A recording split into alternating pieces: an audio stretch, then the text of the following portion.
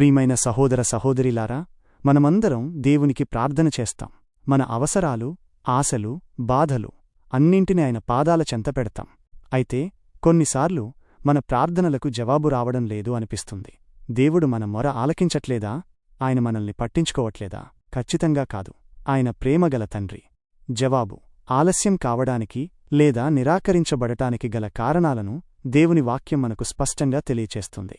ఈరోజు మనం ఆ కీలకమైన అంశాలను ప్రస్తుత జీవితాలకు అన్వయిస్తూ పరిశీలిద్దాం. 1. దేవుని చిత్తానుసారమైన ప్రార్థన. The prayer according to God's will.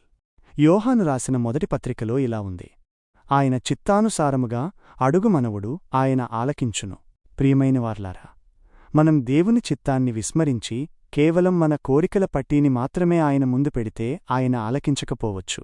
మన కోరికలు ఆయనకు మహిమ తెచ్చేవిగా, ఇతరులకు మేలు చేసేవిగా మరియు దేవుని రాజ్యం విస్తరించడానికి తోడ్పడేవిగా ఉన్నాయా? ప్రస్తుత కాలంలో మన ప్రార్థనలు తరచుగా మన వ్యక్తిగత సౌఖ్యం, విజయం లేదా భౌతిక లాభాల చుట్టే తిరుగుతున్నాయి. మనం ప్రపంచంలోని అన్యాయం గురించి, నిస్సహాయుల గురించి, సువార్త ప్రకటించబడని ప్రాంతాల గురించి ఆయన చిత్తానుసారంగా ప్రార్థిస్తున్నామా? మన ప్రార్థనల కేంద్ర బిందువు నా ఇష్టం కాకుండా నీ చిత్తం కావాలి. 2. దురుద్దేశంతో కూడిన మనవులు. Prayers with wrong motives. Yakobu పత్రికలో ఒక శక్తివంతమైన హెచ్చరిక ఉంది. మీరడిగినను మీ భోగముల నిమిత్తము వినియోగించుటకై దురుద్దేశముతో అడుగుదురు గనుక మీకేమీయూ దొరుకుటలేదు. ఈనాడు మన ప్రార్థనలకు జవాబు రాకపోవడానికి అతిపెద్ద కారణం మన ఉద్దేశం. మనం దేవుని శక్తిని, ఆశీర్వాదాన్ని కేవలం మన స్వార్థ ప్రయోజనాల కోసం, ఇతరుల కంటే గొప్పగా కనబడటానికి లేక భోగ విలాసాల కోసం మాత్రమే అడుగుతున్నామా? దేవుడు మన అవసరాలు తీర్చడానికి సిద్ధంగా ఉన్నాడు, కాని మన ప్రార్థనల వెనుక ఉన్న దురుద్దేశాలను ఆయన సహించడు. ఇతరుల కంటే మెరుగైన స్థానం కోసం లేదా అహంకారం కోసం ప్రార్థించడం ఆయన దృష్టిలో హేయమైనది. మనమడుగుతున్న వాటిని దేవుని మహిమ కోసం, ప్రేమతో మరియు స్వచ్ఛమైన హృదయంతో అడుగుతున్నామా అని మనల్ని మనం పరీక్షించుకోవాలి.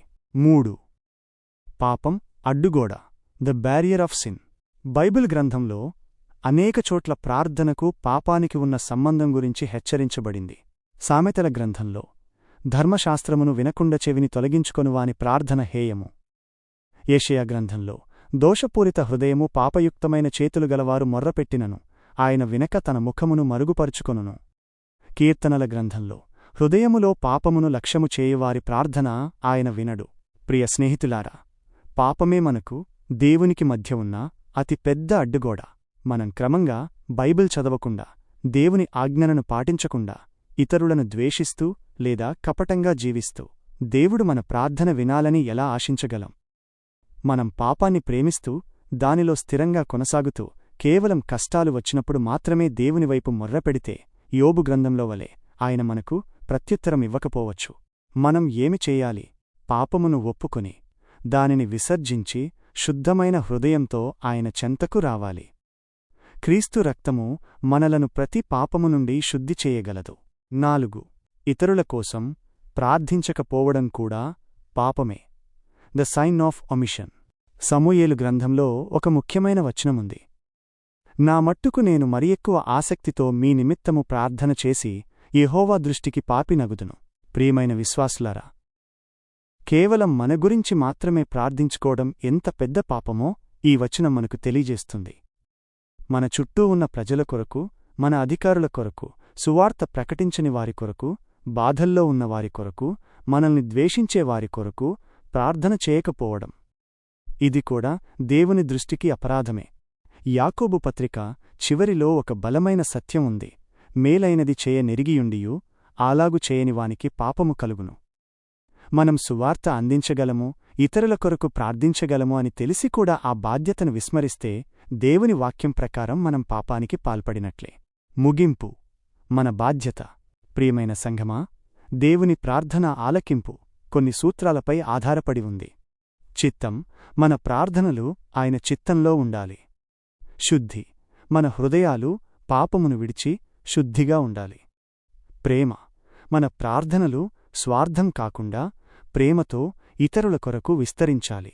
ప్రార్థన లేని క్రైస్తవ జీవితం శక్తిలేనిది. ప్రార్థన వాక్యము మైనస్. ఇవి క్రైస్తవునికి 2 రెక్కలు. ఈ రెండూ లేని జీవితం గాలిలో ఎగరలేదు. మనమందరం శక్తివంతమైన ప్రార్థనా జీవితాన్ని జీవిద్దాం. నన్ను బలపరచుచున్న క్రీస్తు ద్వారా శోధనలను ఎదిరించగలను, సహించగలను, క్షమించగలను, కరుణించగలను, సహనముతో కనిపెట్టగలను అనే గొప్ప విశ్వాసంతో ముందుకు సాగుదాం. ప్రార్థన ద్వారా దేవుని మహిమను చూద్దాం. మన మొరలు ఆలకించబడి మన జీవితాల ద్వారా దేవుని చిత్తం ఈ లోకంలో నెరవేరాలని ప్రార్థిద్దాం. ఆమెన్.